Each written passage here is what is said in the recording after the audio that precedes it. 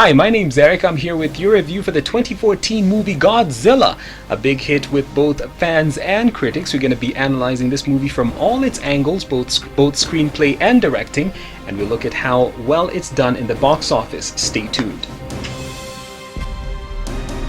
Gentlemen, you are being sent in by a Halo jump.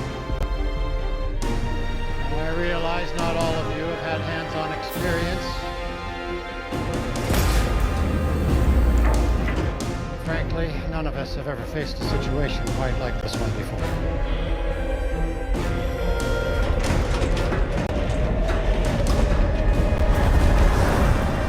I would not be asking any one of you to take this leap.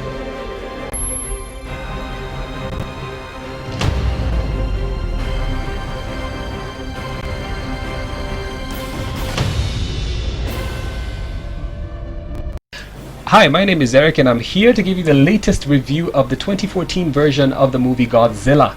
Now, after the cultural insensitivity that Sony Pictures extended to Toho's Godzilla in the 1998 remake, it's a wonder that the Japanese studio even agreed to license out its character to another US studio.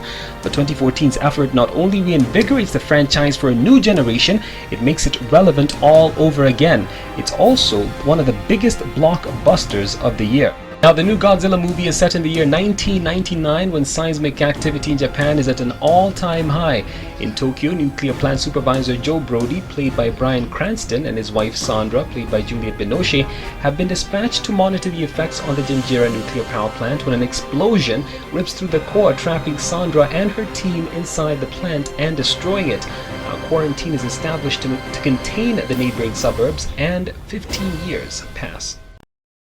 Now, the intervening years estranged Brody from his son Ford, played by one Aaron Taylor Johnson, but allowed him to hone his theories on the cause of the blast, revolving around the mysterious low-frequency rumblings which have begun afresh.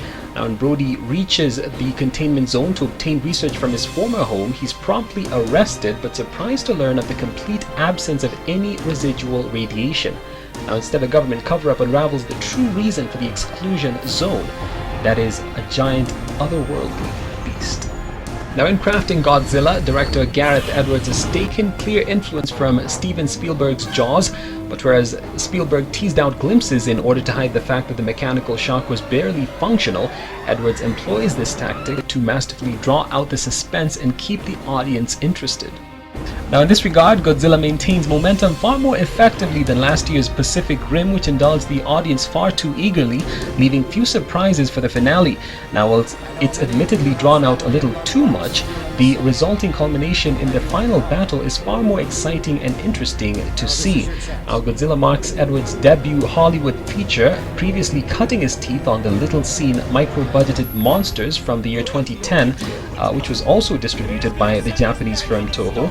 Still, he seems highly competent working with an extra $160 million budget, and he effectively juggles the human drama with inbuilt expectations and huge-scale battle sequences. Now, while the taste of 98's Godzilla might still be pungent in the mouths of cinema goers, his entry in the antitheses of his predecessor is compelling. That brings us to the end of our review of the 2014 movie Godzilla. What do you think? Was it a pass or was it a fail? Please leave your comments. We'd like to hear from you. Thank you. No, bye. Come on. What do you want me to say, right? I know many of you have family and loved ones still in the city, and that you want to help them. Well, this is your chance.